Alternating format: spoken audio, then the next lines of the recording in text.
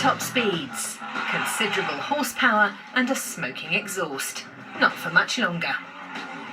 E-mobility is taking over. This year, every fifth car sold worldwide will run on electricity. And the trend is up. Great. But there's a catch. Lithium. EVs can't run without it, which means we need a lot of the stuff. Within a few years, demand will hit 240,000 tonnes per year, plus billions of litres of water.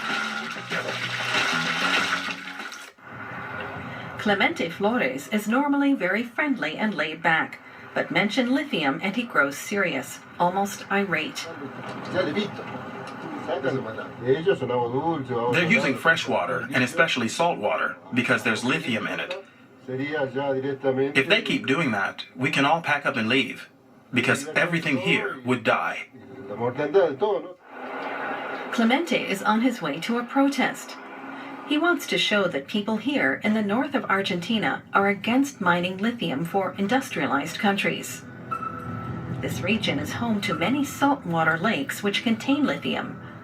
But extracting this metal, known as white gold, consumes millions of liters of fresh water and salt water. And that's raising fears that groundwater levels could sink.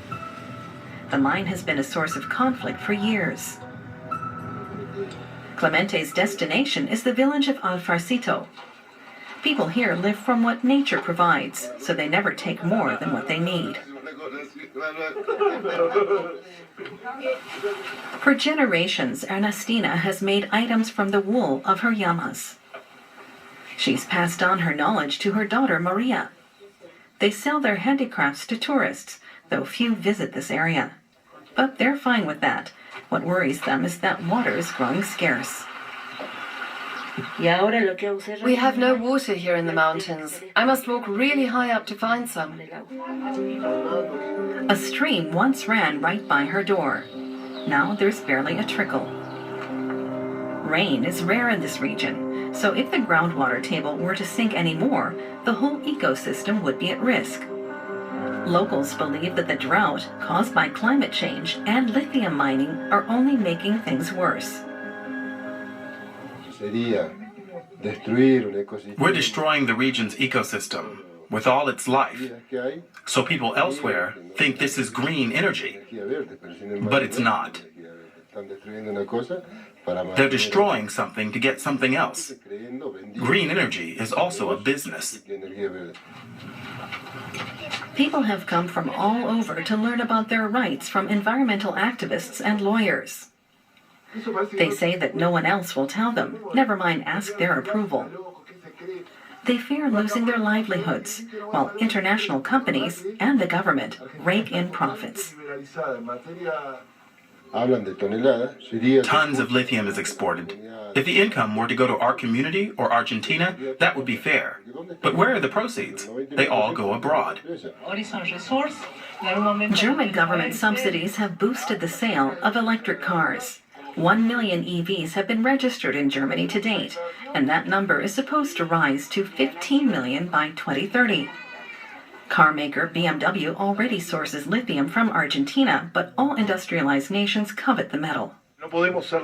Our nature can't be sacrificed just so every American has a Tesla or every European a BMW. This consumption overburdens the planet. There's also not enough lithium. A rethink is needed.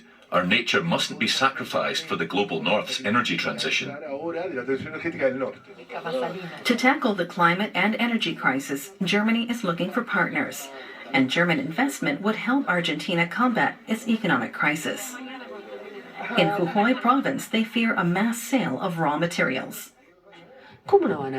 Sure, if Argentina throws open its door to the mining industry, major players will come.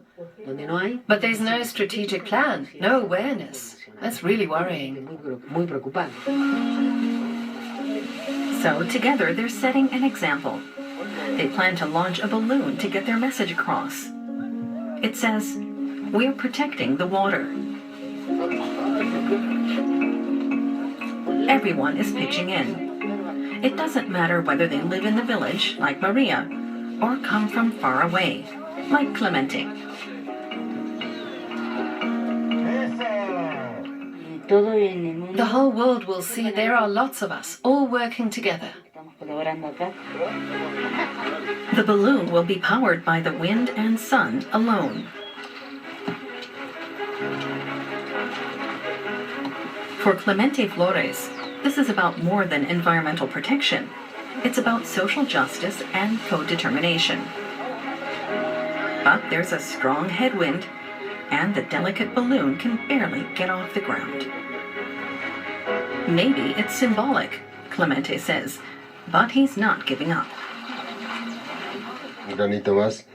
It's a small step towards raising our visibility and showing everyone there's life here. People here want to fight climate change, but not by exploiting nature.